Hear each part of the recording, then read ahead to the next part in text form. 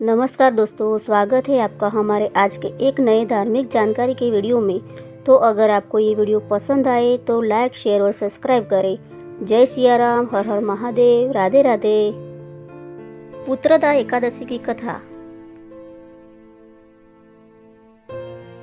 प्राचीन काल की बात है। भद्रावती नामक एक समृद्ध नगर में राजा सुकेतु, उनकी पत्नी रानी शैब्या राज करते थे। राजा और रानी दोनों ही अत्यंत धर्मपरायण, दयालु और प्रजा का हित चाहने वाले थे।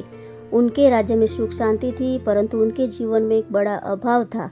वर्षों बीत जाने पर भी उन्हें संतान सुख प्राप्त नहीं हुआ था।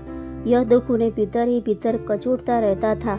राजा को यह चिंता सताती थी कि उनके बाद वंश को आगे बढ़ाने वाला कोई नहीं होगा और पितरों को भी शांति नहीं मिलेगी।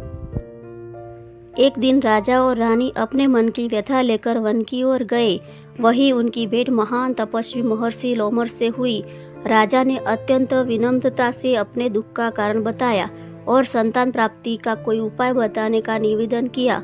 महर्षि लोमश ने ध्यान लगाकर राजा के पूर्व जन्मों के कर्मों को देखा और कहा कि किसी पुराने कर्म के कारण यह बाधा उत्पन्न हुई है, किंतु इसका समाधान भी संभव है। उन्होंने बताया कि यदि श्रद्धा और नियम पूर्वक पौष मास के शुक्ल पक्ष की एकादशी, जिसे पुत्रदा एकादशी कहते हैं, का व्रत किया जाए तो भगवान श्री विष्णु की कृपा से संतान सुख अवश्य प्राप्त होता है। महर्षि की आज्ञा पाकर राजा रानी ने पूरी निष्ठा से पुत्रदा एकादशी का व्रत रखा। एकादशी के दिन उन्होंने प्रातः स्नान कर स्वच्छ वस्त्र धारण किए, व्रत का संकल्प लिया और भगवान विष्णु की पूजा की। दिन भर उपवास रखा, मन को पवित्र विचारों में लगाया और रात्रि में जागरण करते हुए विष्णु सहस्त्र नाम का पाठ किया। उन्होंने ब्राह्मणों को भोजन कराया और यथाशक्ति दान दक्षिणा भी दी। राजा रानी की सच्ची भक्ति और तपस्या से भगवान श्री विष्णु अत्यंत प्रसन्न हुए। रात्रि के समय उन्होंने राजा को स्वप्नों में दर्शन दिए और कहा कि हे राजन, तुम्हारी श्रद्धा और व्रत से मैं प्रसन्न हूँ। शीघ्र ही तुम्हें एक गुणवान, यशस्वी और धर्मात्मा पुत्र की प्राप्ति होगी। यह सुनकर राजा का हृदय आनंद से भर गया। कुछ समय पश्चात रानी शैब्या ने एक तेजस्वी पुत्र को जन्म दिया। वह बालक बड़ा होकर विद्वान, न्यायप्रिय और प्रजापालक राजा बना। उनके जन्म से राज्य में आनंद और उत्सव का वातावरण छा गया। राजा और रानी ने समझ लिया कि यह सब पुत्रदा एकादशी व्रत के प्रभाव से ही संभव हुआ है।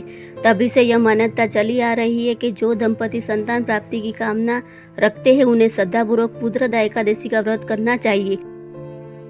पुत्रदा एकादशी विस्तृत जानकारी। पुत्रदा एकादशी हिंदू धर्म में अत्यंत पुण्यदायी और फलदायी व्रत माना जाता है। यह व्रत विशेष रूप से संतान प्राप्ति, संतान की उन्नति और वंश वृद्धि के लिए किया जाता है। पुत्रदा शब्द का अर्थ है पुत्र देने वाली। इस दिन भगवान श्री विष्णु की आराधना करने से भक्तों की संतान संबंधी मनोकामनाएं पूर्ण होती है।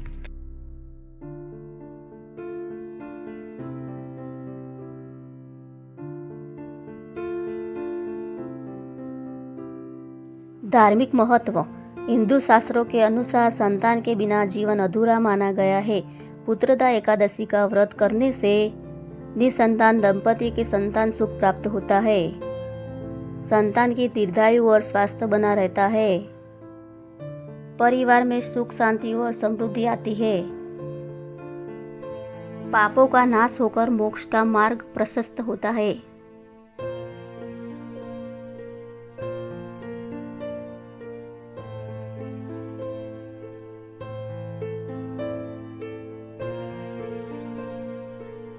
पूजा विधि।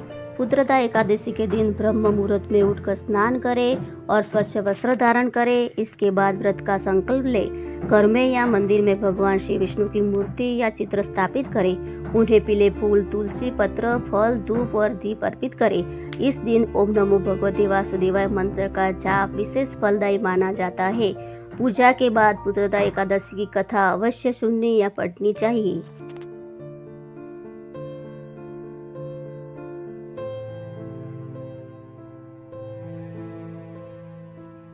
तो अगर आपको हमारा ये वीडियो पसंद आया हो तो लाइक, शेयर और सब्सक्राइब करें। ओम नमो भगवते वासुदेवाय नमः।